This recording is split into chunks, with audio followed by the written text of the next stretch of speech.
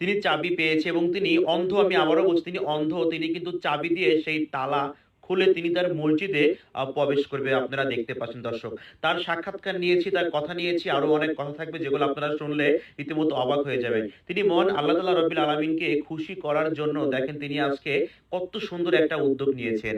একজন অন্ধ মানুষ হয়ে তিনি ৫ ওয়াক্ত নামাজ পড়েন। তিনি মসজিদে আসলেন, এসে তিনি আল্লাহর নাম নিয়ে সেখানে তিনি মসজিদে আযান দিলেন। আল্লাহু আকবার, আল্লাহু